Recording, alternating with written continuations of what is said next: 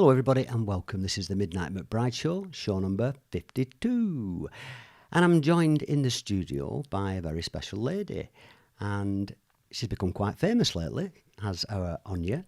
Now, Onya, we've got her title down as a freedom fighter and warrior of light. And we've called this show On Your Bike with Onya. And we're going to lose the with, aren't we? Just on your bike, Onya. Just on your bike, Onya. On your bike, Onya. So, Onya, welcome to the studio. Thank you for having me. It's my pleasure. Absolutely my pleasure. And I feel like I should do this when you come in and salute you. Stop. Yes.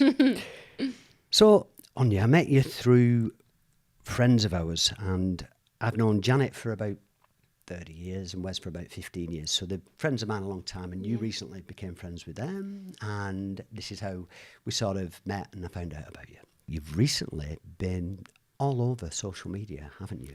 Yes. Yes, because you've been getting arrested on more than one occasion. Yes. Yes. And your video went viral, and I don't know, within 24 hours it had hit about 70,000 views or something like that. I'm sure it's had hundreds of thousands now. I think it's over 200,000 now. Yeah. I've not even looked. Could be more now. Yeah. Who knows? And that was the first video, wasn't it? The first time you got arrested. But we're going to get to that after, and we'll talk about that actually, because I've got lots of questions I want to ask you. But first of all, we'll start.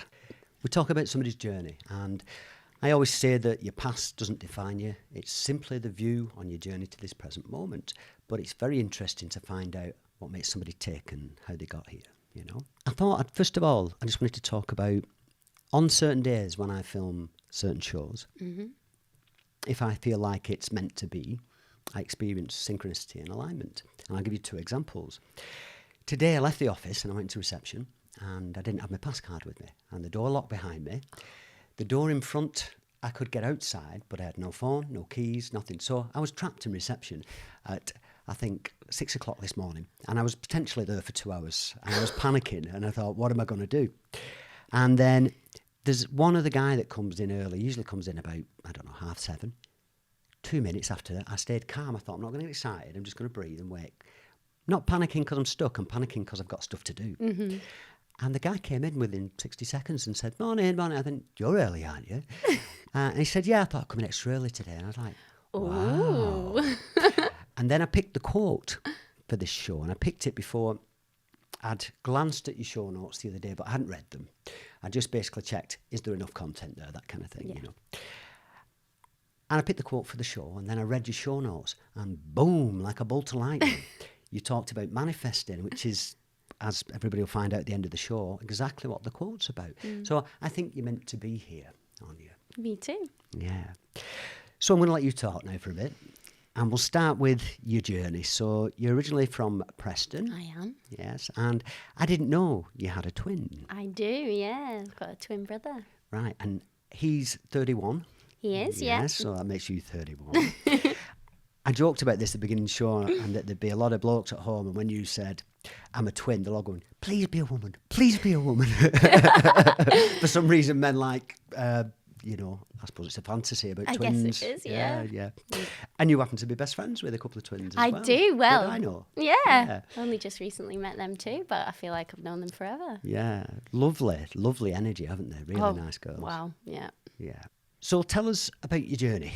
And we'll start with, you actually spent a lot of time at your grandparents when you were a kid, didn't you? I did, yeah. My grandparents, and then I also moved in with my uncle. This is all on my mum's side of the family, because my mum was a single parent at the time with twins. Right. Yeah. So she had her hands full, and a very strict Catholic family as well. So there was a lot of shame on the family. It seems bizarre now to me that people thought like that back then. Yeah. But, if you had a child out of wedlock then, people hid it. They did, didn't they? yeah. Now it's common, and I'd always like to think if I was born then, I would think differently, but you don't know, do you? Because it's your conditioning. Yeah, until you're in that situation, I guess you don't know. But yeah, I admire my mum for what she did. Like, she had a tough job, and yeah, she did well. Raising you. I know. I'm my twin brother. You've not met him. No, He's massive. Oh. So, how tall are you? I'm 5'9", but he's like 6'4". Right. Yeah, he's a big guy. Yeah. Obviously, you've got, with a name like Onya O'Grady, and it's taken me a couple of months just to be able to actually get your name right, because it doesn't spell Onya, does it? No. It spells Aine, A-I-N-E. N-E, yeah. Yeah.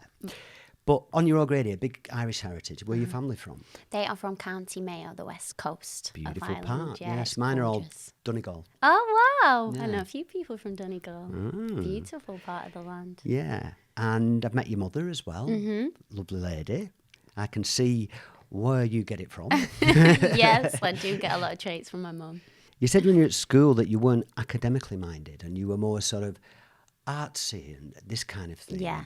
I write about that in the first book, From Pills to Peace, because if you're a daydreamer at school, and all the great artists and people that invented space stations and rockets, and they were daydreamers. You know, these Right. people were daydreamers. And if you do that at school, you usually end up in getting trouble all the time. And, you know, I think we're programmed just to become machines to make as much money as possible and consume and get material stuff, power and status. And it's all wrong. It is. It's all wrong. We should express ourselves Of and dance and course. sprinkle fairy dust. Unicorns. Yeah, exactly. Yeah, definitely. But school was a nice experience for you. I loved school, actually. And there were times when I left, I thought, oh, I wish I'd gone back and actually learnt stuff. But now I'm like, no, I'm so glad I had the time of my life, because when you're young, that's what you should be doing. Absolutely. Like, Yeah. you'd always find me at the arts and crafts messing about with toilet roll holders and egg boxes, making loads of random stuff. Exactly. So, yeah. You then went on to study, but you couldn't make your mind up. No, So never can. So indecisive. Well, you're allowed. I mean, they say to people, you know, at 16, you really need to have decided what your career's going to be. And that. I'm 48. I have no idea what I'm going to do. I change my mind all the time, you know. Yeah. I do something for a while, I enjoy it. And then if I find something else that I enjoy more, I do that. Yeah, why not? I don't see that changing, really, you know. Tell us some of the things you did. Well, I did. So I had to retake maths, unfortunately. Like I said, I didn't listen, and I couldn't understand the concept of algebra and all of that, because it just doesn't happen in real life. A lot of it, anyway. No. So I had to retake maths, and then I had to take some other courses just for like the year until I could start my proper A levels. So I did some random stuff like health and social care, sociology, communication studies. Performing arts, And then I decided then to do performing arts. which yeah. I think is probably your niche. And we'll get to that, but you've done a lot of performing, haven't you? I have, yeah. Yeah. I think my life has been a bit of a performance, basically. And you took a gap year. You'd previously been working at a jeweller's. Yeah. Yeah. So you did a full year there. I worked from when I was 16 up until I was in my 20s. So I worked there quite a while. It was always a part-time job. I was always working when I was from the age of 13. Like, Yeah, I was. yeah. Yeah. Paper round, putting cherries on cakes, selling double glazing, selling electrical goods at Comet. And, Yeah. Yeah, always doing something. Was it a high street jeweller's, one I'd know? No, it was independent. Oh, right, that's Yeah, better. much better. Rather than just punting stuff on mass, there'll be bespoke pieces of Oh, it jewellery was and things. proper Yeah. jewellery, and we had a working jeweller on the premises, so he did teach us a lot, which was good. And then you moved out and you're in this house. This is you've been let off the reins a little bit, and there's 6 of you staying in this house with Hannah. Mm-hmm. And are you still friends with Hannah? Oh yeah, Yeah. big time. Tell us about this then. And I love the term, you use the term fruitful people. Yes, fruity. Oh yes, very Fruity. fruitful. Like you'd be woken up at stupid o'clock in the morning with random sounds, or there'd be somebody banging on the door because someone had someone else's boyfriend there or something like that. And luckily we had a bouncer that was living with us at one point, so we'd always deal with that. Yeah. And yeah, we had some crazy times at that house. There was never a dull moment. But at that age, for me anyway, as bonkers as it was, because my life was bonkers back then, but loads of fun. Oh yeah. Yeah. Yeah. All good memories. And you remember all the crazy stuff you'd done. And Yeah. It was I really could tell good. you stories that your hair would fall out if I told you some of the things I'd done. It's that bad, but good memories. So you've had fun for a while, and then you decided you're going to go to university. So what did you study? I studied music theatre. Music theatre. Yeah, I originally auditioned for acting, and then I did the audition, didn't quite like it, and then it wasn't until the end of the audition they said, why don't you do music theatre? And it never clicked, and I thought, well, yeah, actually, I'd rather Yeah. do that. That's from reading your show notes and stuff we're going to talk about. That's your bag, isn't it? Yeah, Yeah. definitely. I mean, performing live, you know. Yeah. But you did say that you didn't really want to finish the course. No, I kind of got what would be the word? It wasn't what I thought it was. It was music theatre, not musical theatre. Oh, what's the difference? Well, this is, and I had a massive moment, like halfway through uni. You do like music production, so you look at all the, like basically producing music, which wasn't my Right. bag. You just wanted to perform, Literally, and sing and dance. exactly. And we Yes. only did one, like once a year. We did one musical for each term, so I only got to do 3 musicals. Right. So for me, it was just a bit like, but I was like, I'm halfway through it now. So you still stuck with it? I and finished stuck at it. Yeah, I did. I was Joseph in Joseph's Technicolor Dreamcoat. Were you? Yes, I was the king in The King and I did all sorts. when I Some was very younger. good musicals. Yeah. And that was before my voice broke, so I could. Oh, you could? Yeah. No, it's. But I used to sing a lot. It was good fun. I did some acting as well. I was in Peaky Blinders and Scott and Bailey and bits of acting. Really? Yes, only Wow. very small parts, just bit parts and stuff. But yeah, it was just Exciting. fun. You can't make a living from doing that. No. The pays, it barely covers your butties and your petrol, but it was good fun. Yeah. Especially it's experience. the Peaky Blinders scenes where I got to meet everybody and it was great. Yeah. I'd never watched it at that Had you point. not? No. It's probably a good thing, though. And they're all going, hey, and then somebody said, that's such and such a body. I'm like, well, I've not seen it. I don't know. And then afterwards I watched it and I realised I did a scene with, basically all the actors. I need to rewatch it now. Yeah. You'd see me, I'm a copper with a big moustache, massive moustache and a truncheon, bashing them all over the head in the end of one of the series. They all get arrested in this manor house. And I'm in that scene This is as well. probably why I recognise you. No, it won't be. It's more likely on a wanted poster for other things, yeah. And you managed to get a 2-1. I So did. that's very respectable. I was happy with that. Hmm. Yeah, because I wasn't, as I say, it's not what you know, it's who you know in those sort of industries. Yeah. And there was a lot of that going on the course, and I'm not one of them people. No. I won't. This is when it starts to get fun. So, yeah. This is when it gets fun. Kathy, your mother, was a blue coat, She was. and you decided to follow in her footsteps. I and- did. Yeah. Tell us about this. I mean, rather than me refer to the notes, just roll with it. Wow, well, I auditioned. I did a couple of auditions. One was for another company, which I didn't get. That was in Birmingham. But I actually went with a friend and auditioned, and I think that was the worst thing I could have done. Because they were rubbish and they pulled you down. Yeah, that's what it was. I'm such a diva. No, it was because I was literally just thrown in with a second one. I had nobody to feel comfortable with. And yeah, I really enjoyed it. And then they put me on one of the flagship parks in Skeg Vegas. Yeah, I like which that. was Yeah. amazing fun, living in a caravan for, it was a good 9 months, I think it was, yeah. It's the good times because at this point, you probably, when you're that age, you may have a boyfriend or not, but you've got no outgoings really. You've not got a mortgage. No. You're free as a bird, Yeah. and you can just have fun. Yeah.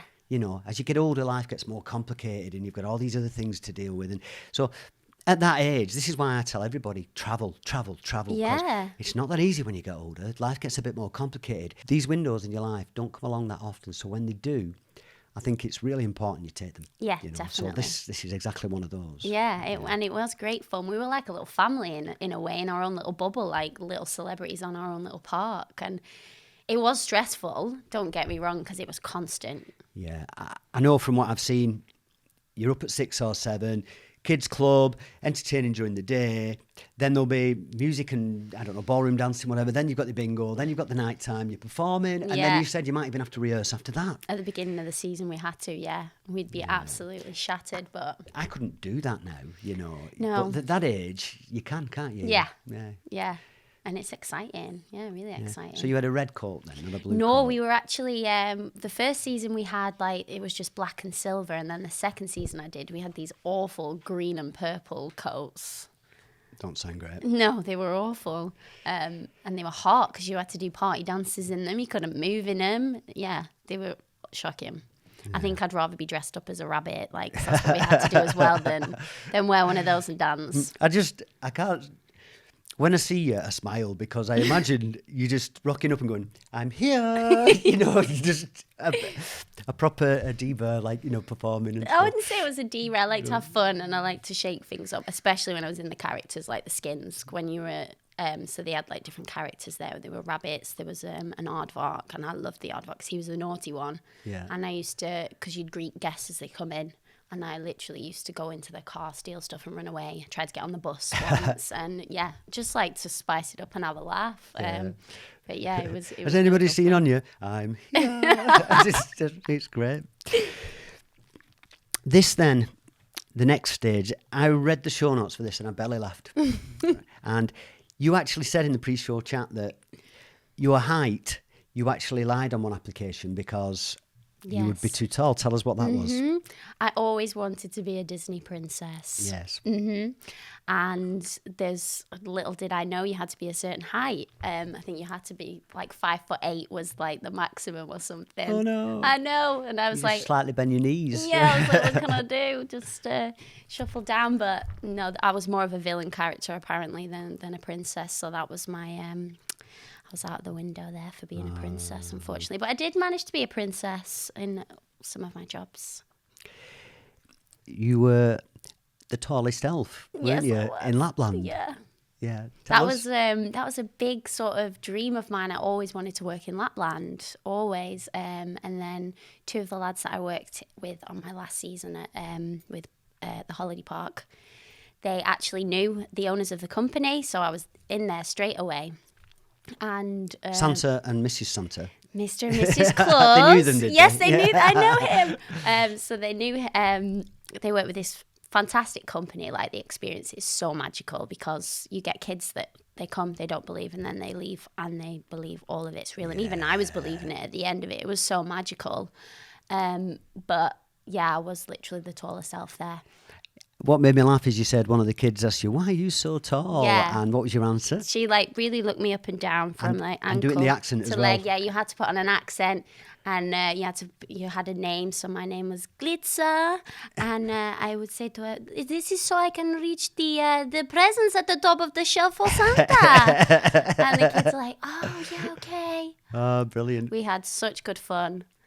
Yeah, and it was so magical because we had. The Make-A-Wish charity. Yes. They came, and all the time we were all waiting for the Northern Lights. Just kept waiting for them. They didn't come. And then as soon as these children arrived, out came the Northern Lights. See, I've never seen the Northern Lights, and it's on my to-do list, Yes. my bucket list, but I've not been. Yeah, I'd love to see them. Do it. It's magical. You went then working in Spain and the Balearic Islands, and the company you worked for was called Romantic Corporate, is that right? It sounds like a high-end escort agency or a dating agency for rich people, doesn't it? It's a peculiar name. I'm not gonna lie, I was a bit wary when I was auditioning for this That's job. why you went. I'll earn a few quid doing this. Yeah, I could do a bit of both there. Yeah. But yeah, that was I auditioned for on behalf of an agency here.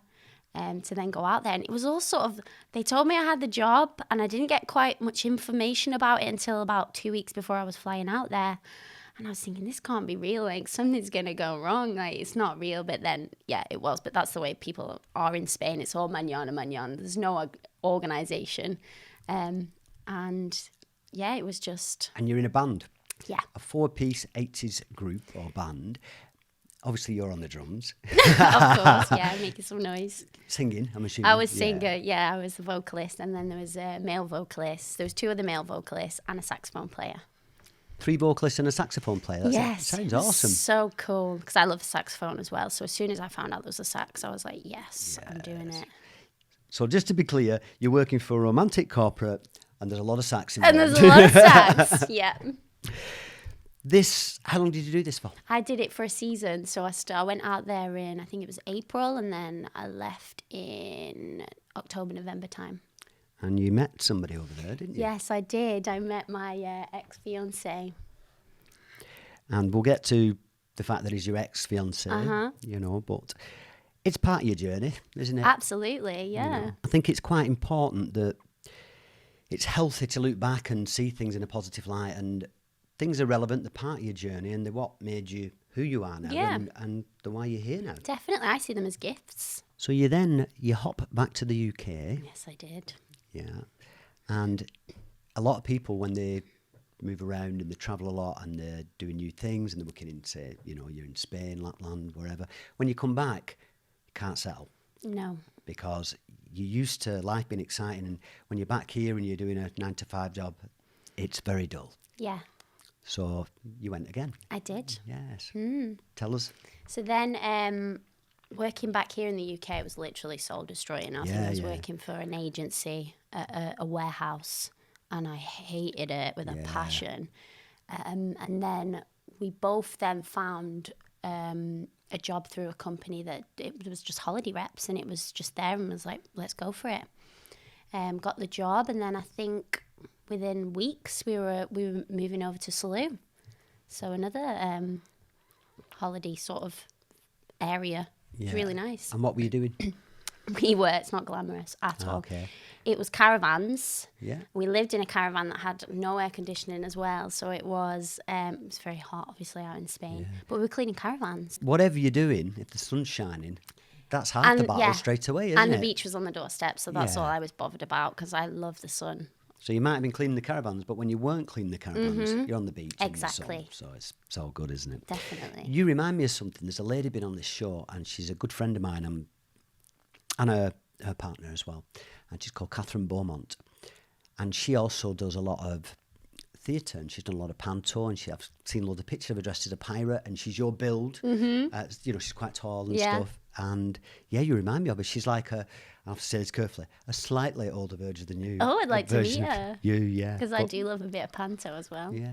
I'll show you a picture of her after, and you'll hopefully see the similarity. Yeah. But yeah. So in this period, you'd been together for a number of years, and you'd done lots of different jobs. And one of them in particular, I didn't know what it was, and then you explained. But you'd been, I'll read some. You'd been a drama teacher. I would expect that, and you'd also been a science party host. And I didn't know what this was. Tell us what a science party is. It's good fun. We'd basically do experiments with the kids, so they'd make experimenting on the kids. Yeah, experimenting on them. We also did that sneakily. Yeah. But we'd make slime. We used to set them on fire. We used to electrocute them. It sounds like rockets. A torture camp. It does. Like the amount of times we'd be like, "Who wants to be electrocuted?" They'd be like, "Yeah, me." We're like, to the parents, "What's wrong with these kids?" But it was good fun, because to me, I was rubbish at science at school, but I learnt a lot doing it myself. And it's just working with kids. It's beautiful, that, because if you're a child at school and you're getting told off and you're highly stressed and your class has been naughty and stuff, the walls come down, you learn nothing. No. When you're having fun, you soak energy up and information like a sponge. And kids, if you can make learning fun, they learn at 100 miles an hour. I remember we had different teachers, a particular maths teacher that we really got on with, and it was fun. Yeah. And so we all became shit hot at maths. Of course. You You would, so wouldn't you? If you can make it fun to learn, that's what it's all about. Yeah, definitely. Fun makes you lighter. And it's just, there's never a dull moment. Like, every day was different. I was all over the Northwest delivering these parties, and they were just different, because everyone's used to the bog standard party, because I did do other parties as well. I was a princess, I was a superhero, but I actually enjoyed doing the science parties. Which superhero were you? I was Wonder Woman. I thought you might have been, yes. I showed you a clip before with the lady Rebecca Scarlett Davies, who's been on the show, and she's coming on again. And she always was some kind of headpiece or a headband, and she looks like Wonder Woman. And your eyes looked at me, who's that? Do I know her? Fellow warrior. Yeah. You were also in a band. I was. What was it called? Martini Blonde, without the blonde. Did you wear a blonde wig? Were you the lead singer? I was, yeah. It was originally a two-piece, and he was trying to get another female singer, and it was hard work, because, it was, that's the thing with bands. There's always a lot of clash of personalities and a lot of divas. Different creative visions, this kind of thing. Yeah. Did you gig? Did you go around? We did, yeah. Just sort of Preston, or? It was, Preston, Blackpool. The band was mainly based in Blackpool, so we did a lot of gigs around there, but not many. It was just, for me, I wanted to still have the aspect of singing, because I was doing drama and doing the parties, but I just took too much on. It was like I had so many different jobs. I'm like that now. I really, my biggest problem is time management. There's so many things I want to do. And some of the things are consistent, like this and the radio and other stuff. But I've got all these other projects, and I can't fit everything in. You have to learn to say no sometimes, don't you? Well, I do. I've stopped teaching the meditation because that was taking up a lot of my time, and there's so many other things I want to do. So I decided that has to go on a back burner for now. And the second book was written 3 years ago, and it's still in a drawer, and I've not published that one yet because even though the book's written and you've got the manuscript, then there's a lot of work after that prior to it being in paperback or whatever. Yeah. And so I put that down and it's on a back burner because, again, I want to do this. So you got to do what you want to do. this is bringing you probably into this year next. And you're still with your fiancé at the time. I was. And you decide you're going to become a landlady / entertainer. And you get a lease, a pub. Yeah. Yeah, so tell us about that. So that was literally, so we had a pub together. He was the manager of it. He's worked in that industry for years, and there was a function room at this place. So I was like, oh, that's fine because I can do a bit of both. Yeah. He can run the pub and you can just sing. Exactly. I can just prance around like a fairy. And it was good fun. I did enjoy it because I'm a proper people person anyway. But we weren't really running it because it was somebody else that owned it. So we was like, right, let's do it ourselves. And this opportunity came up. Yeah. So we signed over a pub and in where was it? It was in a place called Fowlridge, which is Colne, sort of East Lancashire area. Yeah. Beautiful place. There's nothing foul about Fowlridge. It was there's lakes and hills and so much countryside. It's beautiful. It's like Nelson, Pendle, Colne, all that, and it's beautiful, isn't it? It's gorgeous. You just wouldn't expect it to be there. And it was called the Hare and Hounds. It had rooms. It had a little cottage separate to the pub, which was great. And we signed it over on the Monday. We were trading for 4 days, and then Boris closed the pubs on the Friday. Oh. So yeah, that's when it all just went. To begin with, I mean, we were trading, don't get me wrong, we had to kick people out on the Friday, like they wanted to stay. But we had to do it the right way because we weren't so sure whether it would affect the staff, and you know what people are like for gossiping.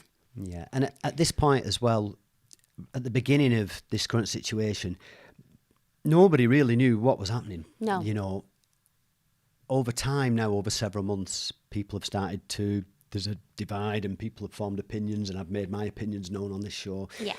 But at the beginning, we didn't know what was happening. And you think, oh, okay, it's just for a few weeks. Maybe we'll, let's go along with this. Yeah. That's pretty much what we thought. We thought, oh, it won't be long. We wanted to decorate the pub anyway, so we thought we'll get that sorted. Perhaps try and do takeaways while we could. And then I started getting little... drips of sort of information that was setting off sort of light bulbs for me because I went down, I knew all about, when I was at university I looked into 9/11 and stuff like that, and then my friend Hannah then sent me a video regarding Kate Shimarani and 5G and all of that, and then that was it. Then I went down all the rabbit holes, and everybody, the people that don't look into this stuff, and I tell everybody, question everything. Question everything. Mm-hmm. I look into something, and I might spend a lot of time in it. At the end, I think, actually, no, I can't see any holes in that. It makes a load of sense. Yeah. Brilliant. But I certainly won't take anything anybody tells me. Doesn't matter who they are. If it's a doctor, certainly not a politician. And these people, it has to make sense to me. So I question everything, and I think that's healthy. I think that's a really good, intelligent process. Definitely. And you know what feels right as well. Like gut instinct, which I've noticed more and more this year is a big sort of flashlight, basically, isn't it? Yeah. So I went down a lot of rabbit holes. A lot of them were quite disturbing, but also the situation that I was in too, because I'd literally just put my savings down into a pub.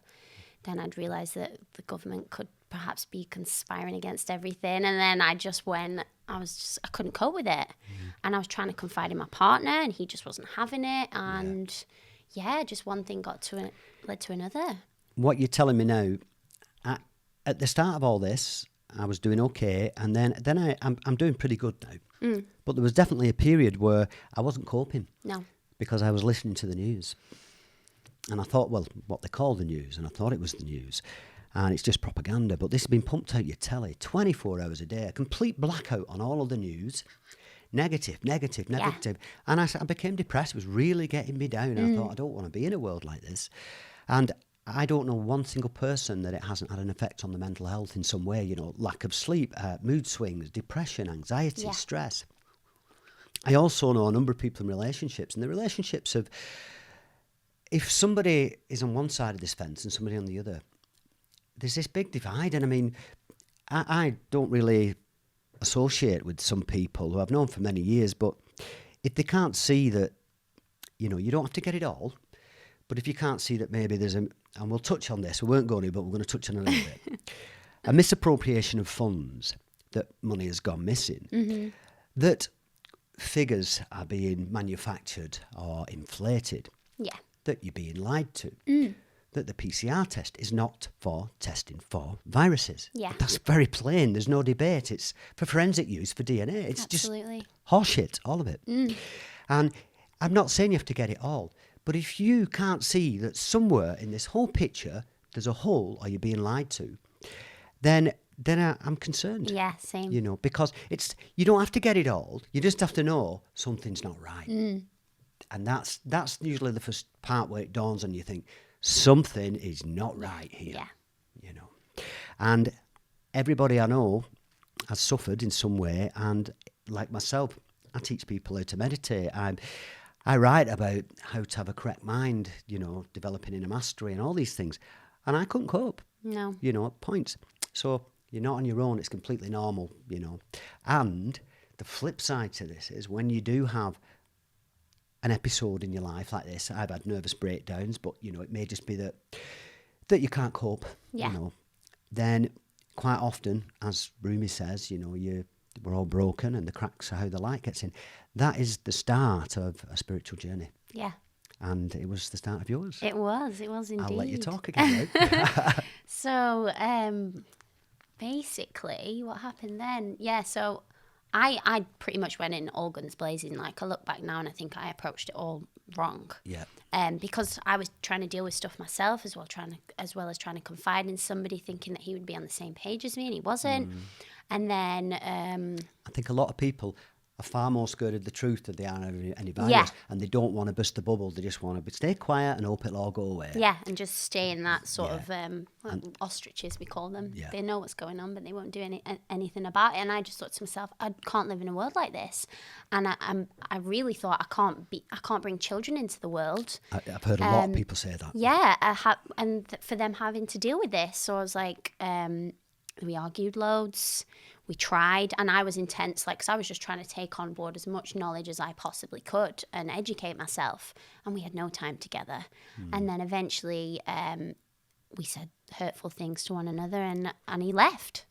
And I had to stay in this pub on my own then, and I decided I'm not opening it. Party! Yeah! There was so much booze. It was great. Yeah, we just had to get rid of it. So I was there literally because the way it worked out handy, because otherwise I'd have to stay there for 5 years, but I was in a 6-month cooling off period, so I managed to give notice. Right, so you could walk. You might lose a bit of your money, but... Yeah. But it was an easier option than staying there for 5 years. I've been in relationships before, one in particular, but won't get into the specifics, where I've left with nothing. Your sanity is more important. Absolutely. So, and this pub, if you lose money and that, but you get to, remove yourself from that situation. Your health, mental health is more important. Yeah. He was your fiancé as well, wasn't he? He was, yeah. Yeah, we were together for about 5 years. Did you keep the ring? No, I give it him back. Duh. Of course I did. Because I know about diamonds anyway. If working in jewellery, they're never worth what you pay for them for. And also, if he's gone, then it's bad energy anyway. Yeah, of course it is. So, I got rid of that. He took the dog as well. But luckily, I had my little fat cat that stayed with me.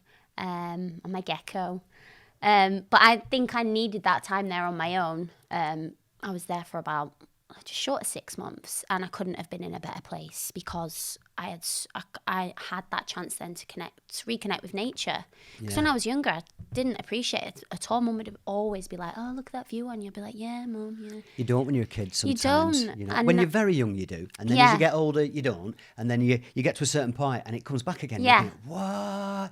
And when you start to experience joy and bliss and become peaceful inside, you see beauty everywhere. Everywhere, definitely. And that's pretty much what happened to me. I started getting out in nature, and then I'd be on YouTube and random videos would pop up, and then I discovered Abraham Hicks, and at first I couldn't understand her. I thought, who is this woman? What is she talking about? And I left her for a little bit because it's Esther Hicks, and Abraham is the guy that comes into her. That she channels. Yeah. So her was the beginning, and then I also studied mindfulness while I was there. I thought I'll look into something that perhaps might be needed now in the world and would benefit me too, which it did. I changed my diet. I started doing yoga, especially Kundalini yoga. That was really good for me. Yeah. And obviously meditation. And I'd try and get out in nature as much as I possibly could, and barefoot, like on my own. I've just watched a documentary on YouTube, and it's called The Earthing Movie, or The Grounding Movie, I can't remember which. And it goes into the science of why we need to connect. And there's a whole list of people with a whole range of health problems, and you can actually buy what they call an earthing mat now. You put it on your bed. Yeah. And you plug it into your socket, and it goes through the earthing wire in your socket. And it reduces all inflammation, and they're saying that inflammation that's generated by the body causes like 90% of all your health problems. Yeah. And all these people that had really quite severe health problems all disappeared when they started earthing again. And this guy's written a book on it. And it's fantastic. And I also tell people, if you've got your telly on and it's pumping out the news here, and you're isolated, you're not going outside, you're not getting human contact, and we're like batteries, we charge each other up. One person alone, two people. If you imagine batteries powering a remote control, 1,000 batteries together can power a car. Yeah. When we get together in large numbers, like in a festival, this kind of thing, the energy levels go through the roof. We need human contact. We do. Big time. It's massive. And I tell people, if you're suffering, whatever, at the very least, just do this. Turn the TV off. Go outside. Yeah. Go and walk in nature. Yeah. And look up at the sky, and you'll realise, and you look up and you think, actually, everything's okay. Yeah. Everything's fine. Absolutely. Yeah. You realise how lucky you are as well, like, and what you take for granted, because I did. I was a bit of a Netflix binger and that, and I can't remember the last time I've watched something properly on the telly now. I try and watch. I don't watch any television. Zero, zip, nothing. Good. I usually watch a bit of Fraser. Yeah. I've got the full box set, so I watch a bit of Fraser. I think it's important to choose what you watch carefully. Yeah. Don't have the TV on in the background. Don't leave the adverts running. You're being programmed, being conditioned, and it's all shite. Yes, it is. Watch a little bit of Fraser, and once a week, if I can fit it in, because I can't always do it, I watch a movie. Yeah. One movie. That's it. And I enjoy that, but that's enough for me. Yeah. You know? And besides, I'm going to swear, I am too fucking busy to do any of that. Yeah, I know what you mean. Yeah, these people watch loads of telly and say, "Oh, I've watched this box set," and that. But I think, hey, what are you doing? Exactly. You know, I mean, how do you find the time? I'm trying to write books and do shows and do the radio, and I'm meeting people, and I've got so many things I want to do, and I'm excited about life. Yeah. And I think if you just eat fast food and just sit in front of a telly watching box sets and that, then you'll probably be dead 10 years before I will, because I'm too busy. Good luck to you. Definitely. But yeah, it was a really nice experience being there. Like, I had so many strange occurrences with like nature. Yeah. There was cows and horses and these random owls. Like, random stuff happened, and I was like, well, I would say, but it's not a coincidence at all. Yeah. It's alignment and synchronicity. Carl Jung called it synchronicity. Esther Hicks would call it alignment. Yeah. Yeah. You also mentioned Sadhguru as well. Yeah. He is one of the few people that I'd say on the planet at the minute that is an enlightened being. There are not many. No. Apparently, somebody I've spoke to recently who's in the know. So apparently there's 30 on the planet, and not all of them are public figures. Right. But Sadhguru is an enlightened being. Is he really? Yeah, he's Wow. I've watched so many of his talks, and what a beautiful soul. And he's a mystic yogi. He thinks from a different perspective than most people. He's changed the minds of lots of world leaders. He's got 34 million volunteers that work for him in India. And he has started this campaign where they go and they plant 1 million trees in one day. They have 1 million volunteers and they plant 1 million trees in a day. And he's changing the planet, lifting human consciousness. What a man. In more ways than one, like. Very, very wise. This some of the ancient Vedic ways of thinking and stuff, you know. I love listening to his voice. Yeah. And it's funny how they just randomly pop up on, say, my YouTube, for example, and I'd never been looking for these people. Well, do you know what that is? That's Alexa listening to you having a conversation. I don't have Alexa, though. That's no, all. I don't. It'd be my phone, like, listening to me, maybe. I don't, but I can go and look at a pair of trainers, or I can have a conversation about it, and then boom, they pop up. Yeah. But I think Facebook, Google, Yahoo, they're all linked, aren't they? And if you go in one for something, it starts popping up on Amazon and everything else. But then I don't know as well, maybe it's the universe, like, poking at you too. That's the way I see it as well. There's the electronic side where they're all linked together. Oh, yeah. Definitely. I mean, it's manifesting. You know, when you remove the stress and tension and anxiety, get all that out of your body, and then you allow things to flow. Yeah. And then you have an intention, and you don't define how that tension is going to arrive. You don't put limitations on it. No. You use what they call the wisdom of uncertainty, and you just throw yourself into the abyss. And this is what I want. I don't know how it's going to come, and I don't know what's going to happen, but that's what I'd like, and I'm just going to be happy. Yeah, follow the path of least resistance. Exactly. And then the universe will deliver and can deliver at the speed of light. Yeah. You know, and things will appear like that, and you're like, my God, this How did works. that? Yeah, it does. You know. Absolutely. And you'll get the odd one that's a bit, you know, you think, all right, but occasionally get something that's like a bolt of lightning, and it'll stop me in my tracks, and I'll be like, You're just like, wow. what? Yeah. You know? Yeah. It is magical. So you're going to stay on the path of least resistance with your higher self. Yes, I am. I'm going to try. But I've noticed that when I am out of alignment, that's when I get arrested. Is that true? I do think that, yeah, because every time I've been feeling a little bit stressed, say before an event, a rally or anything, That's when I've been arrested. Do you not think that that's your body, though? If you read about quantum physics and entanglement and things like this, that your body is getting the feelings of what's about to happen. Yeah, I guess so. Yeah. So that anxiety, you might not be in a bad place, but in quantum physics, entanglement is where you can do something over here and it happens over there simultaneously when they've separated two particles, and there is no time. You know, there's no time delay. It happens at the same time, and so it proves that we're all connected. Yeah. And at an energetic level. So I think that you have like premonition kind of thing. You might start to, for example, I've done many ceremonies with different medicines, and one of them, for example, the Kambo. Before I had the Kambo, I started to feel the purge. And she said it's quite normal, because when you become calm and you get into that energy mode and you prepare yourself for the ceremony with your diet and your frame of mind and everything else, you can start to feel it before you've even had, with Kambo, it's the burns and the toxins, the frog toxins you put in your body. But you can feel these things before you've even actually had the physical thing put in your body. With a future event that's about to happen that ain't going to make you feel good, sometimes your body gets a warning from the universe, an energy field. Telling you, yeah. I'm going to read some bits out Okay. because I really like the way they're worded. Okay. And you said you had fire in you, and you're going to go around spreading truth and light, and letting people know what the rights are, and empowering them to take them back. Now, we'll switch in here a little bit, just a little bit in common law. Yeah. What's common law?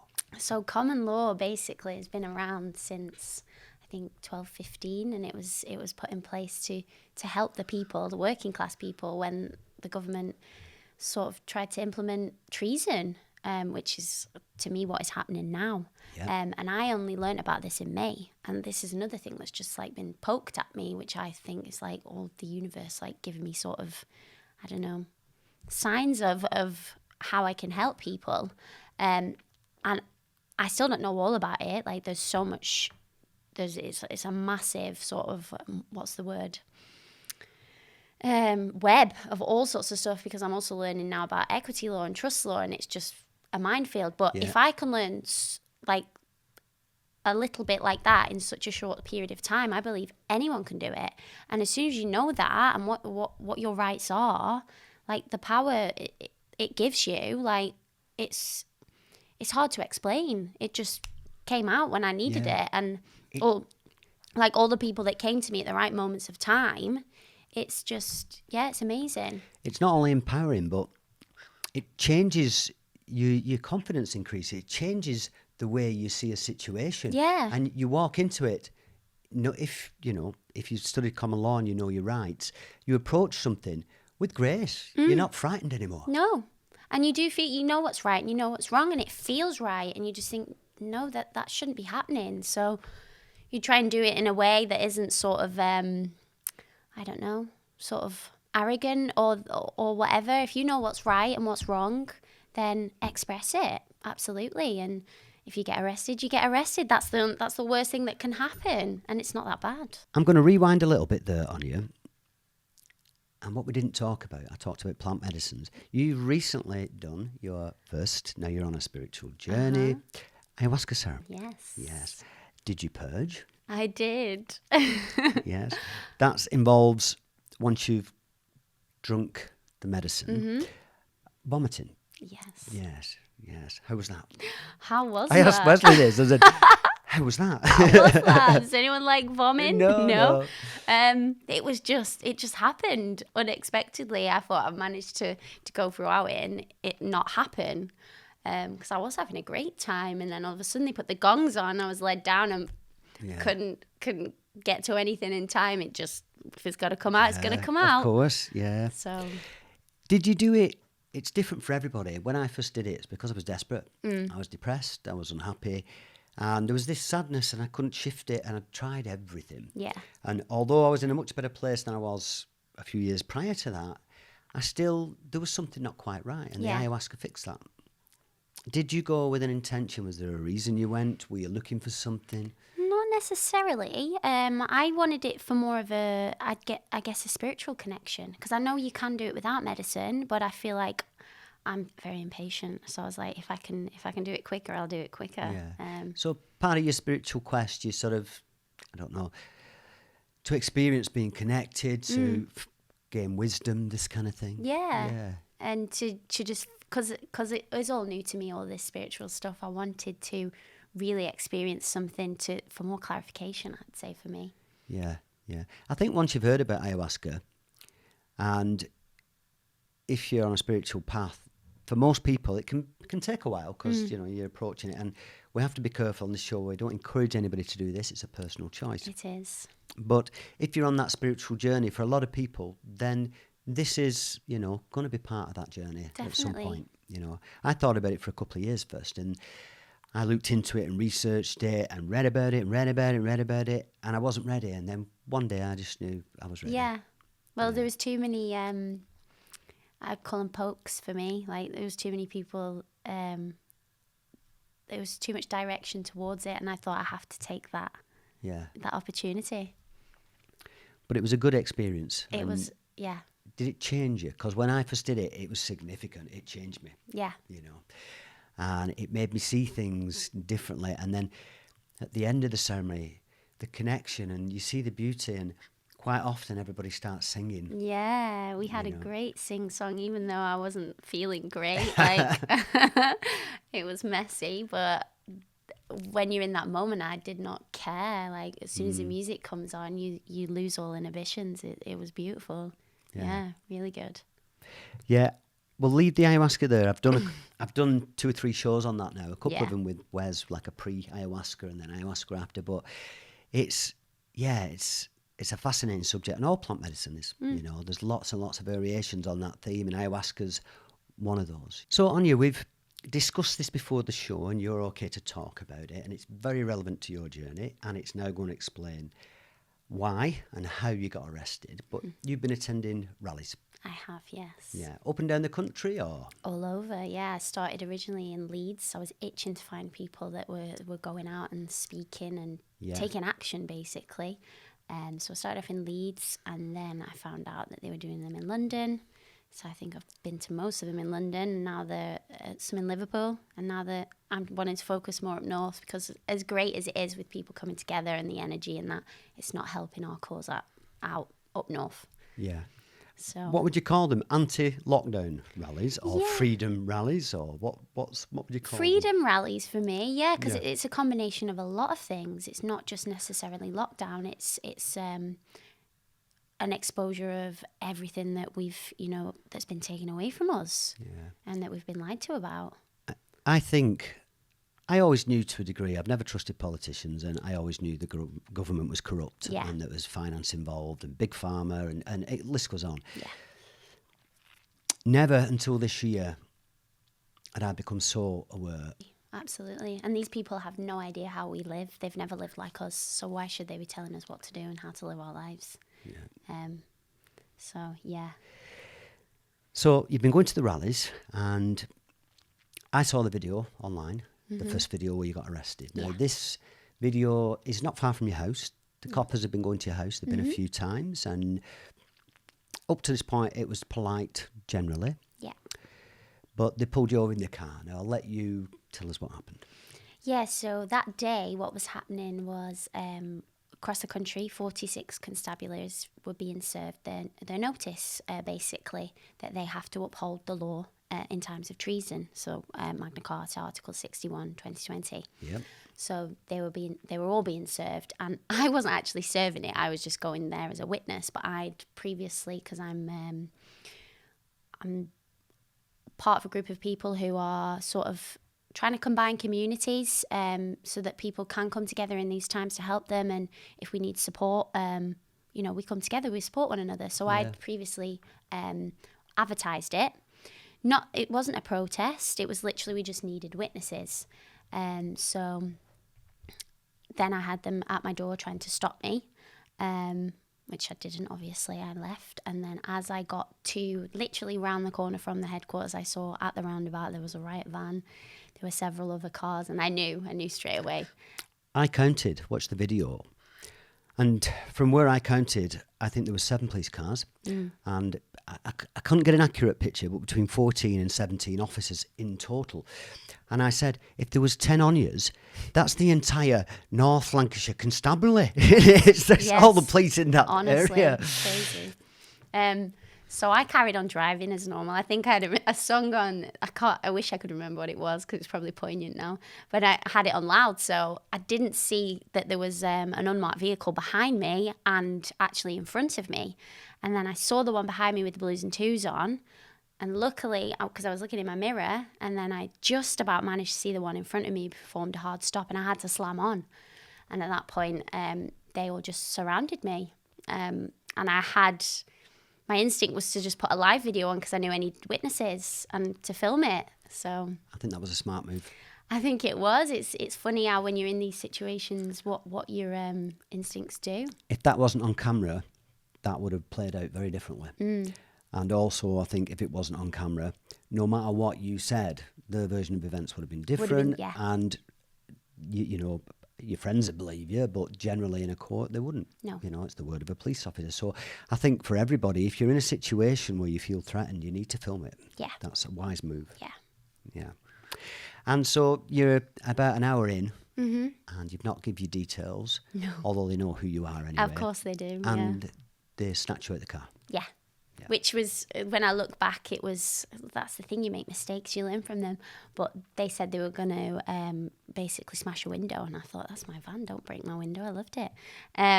So I tried to gather the attention of people who I knew were there, honked my horn and everything, and then as my window was down, they grabbed my keys and basically took me. So, yeah. But that to me wasn't a defeat. I do believe I needed to be in there. Well, it certainly got your point across, and certainly everybody who saw that video, including myself, was appalled, because what happened is we're taking a massive amount of resource going around, not dealing with any criminals. No.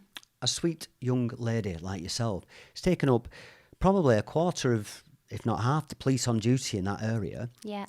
and getting arrested for doing Nothing. fuck all. Yeah, exactly. You know, so it put them in a very bad light, Yeah. you know, in my books anyway.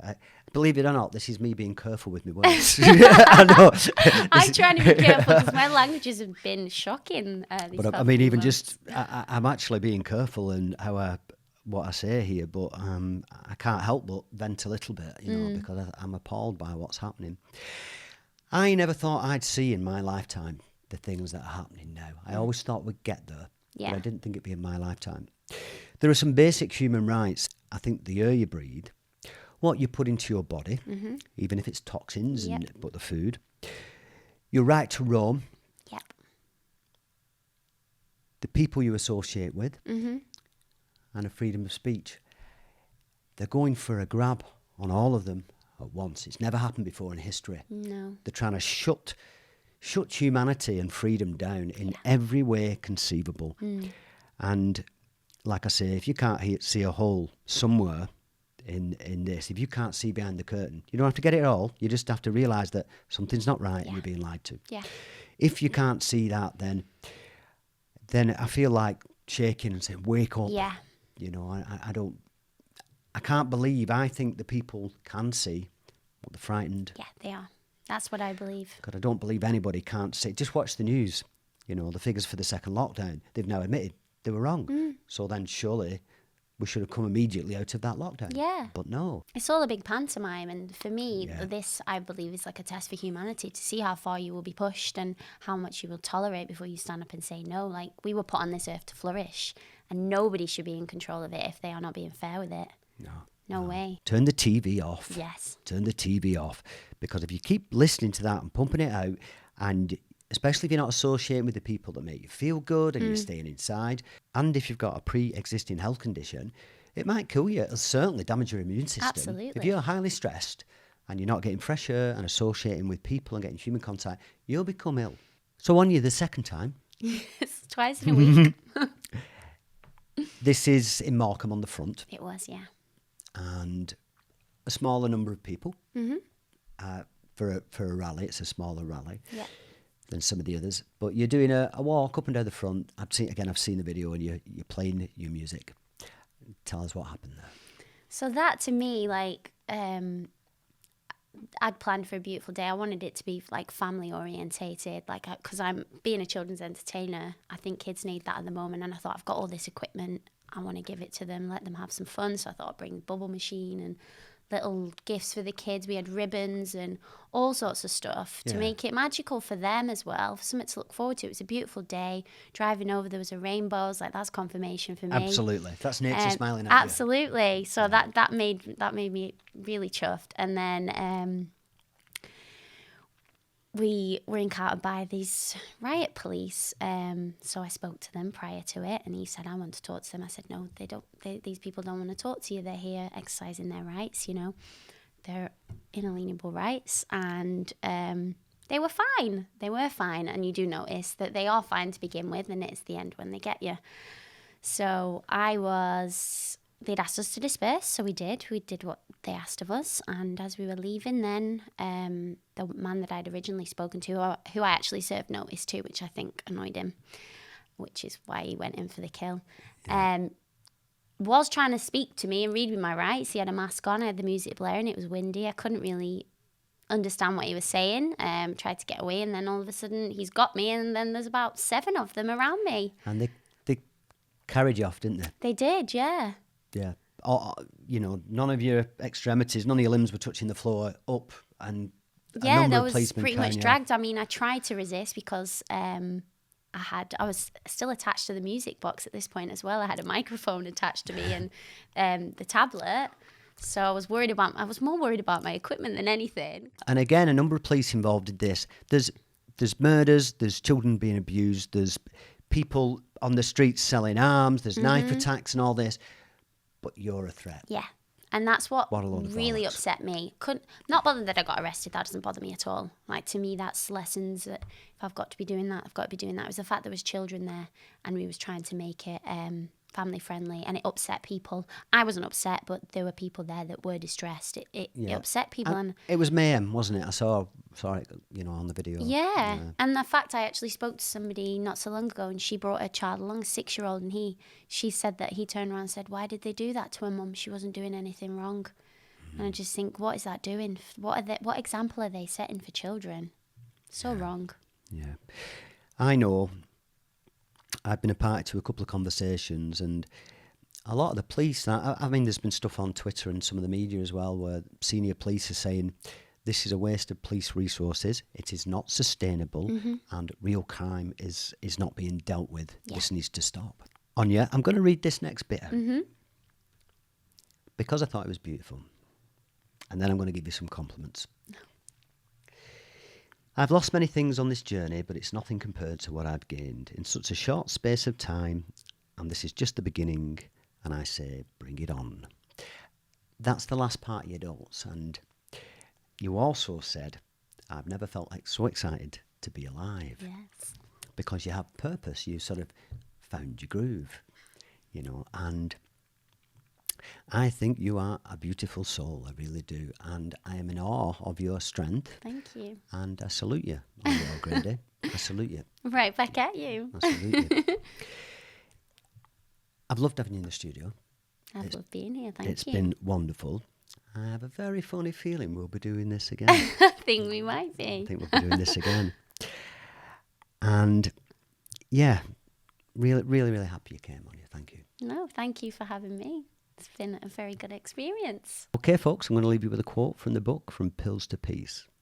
When the music inside is louder than the song outside, you are manifesting.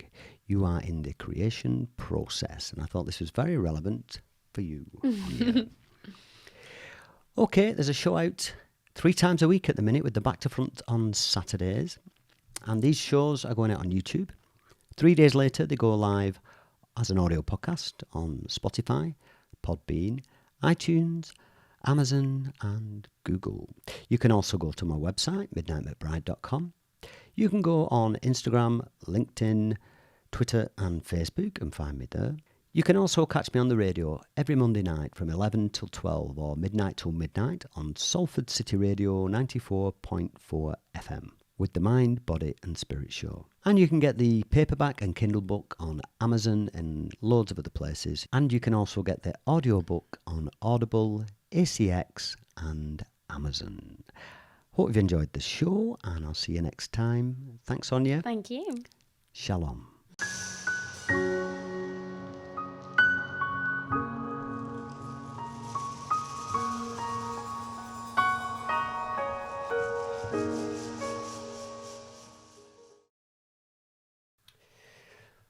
I'm just going to take my socks off.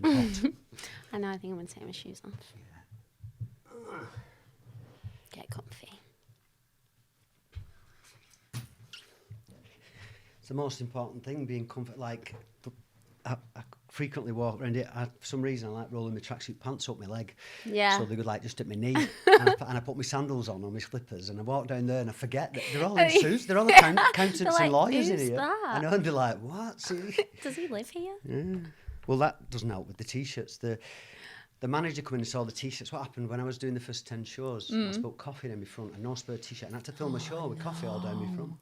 So then next day I went to Primark and got 20 T-shirts. And I put a fresh one on. Yeah. Every show. Coffee, I always used to spill it down, especially when I was wearing white. Yeah. Always.